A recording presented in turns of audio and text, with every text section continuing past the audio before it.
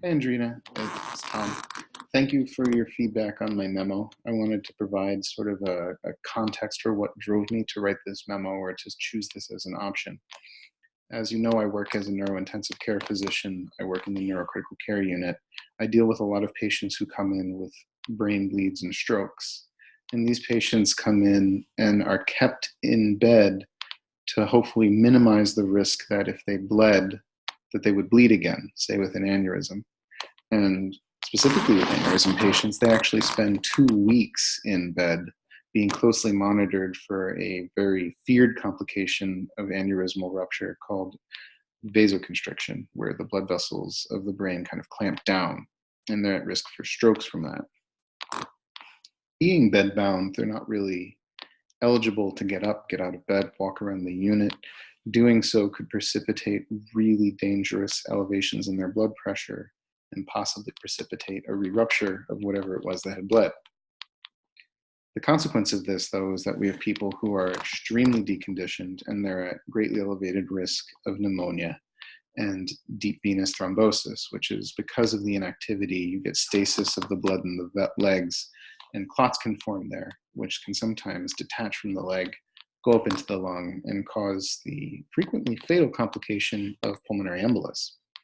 So a seemingly innocuous thing, being in bed for 2 weeks, which sounds kind of like something a lazy Frenchman from the 1400s might do, to possibly dying from a deep venous thrombosis is a possibility.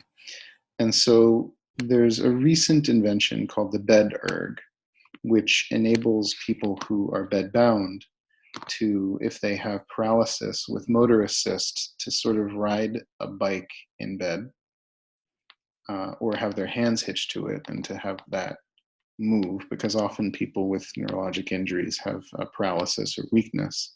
And so the motor assist is important. And for those who don't have weakness, they can have decreasing assistance on their arms or their legs. And this simple motion for a half hour a day with the legs or the arms greatly assists in recent research in improving motor outcomes, in reducing the likelihood of deep venous thrombosis, and in getting them to the point where when they do get up and out of bed, being more mobile, being more independent, and over the long term, having better rehabilitation outcomes. So that immediate window when they come in, when currently we have them completely immobile, actually is sort of like a golden window to get them mobilized. And so my memo is addressed to the nursing director of our unit who has a budget to purchase a bed erg. And I have actually been in fairly extensive discussions with her and the physical therapists in our hospital, discussing the need to have this as a resource and to deploy this with our patients, because our surgeons are still very insistent that patients not get out of bed when they come in with neurologic bleeds. And so I cite some research proving, sort of in shorthand, the point that has a benefit for patients and their outcomes. And to the institutional level, it has the advantage of reducing the length of stay.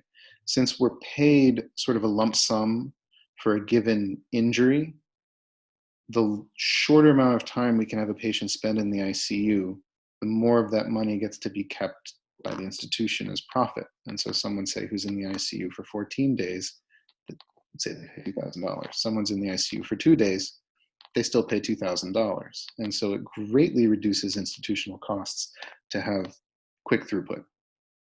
And so I try to make the point that on an institutional level, it makes sense. On a patient level, it makes sense. And for nursing and doctors, it certainly is helpful.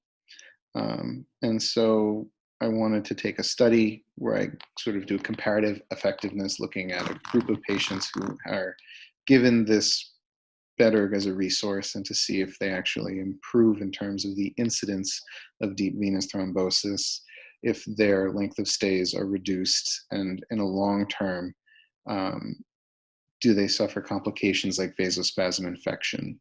And does that shortened length of stay manifest as cost savings?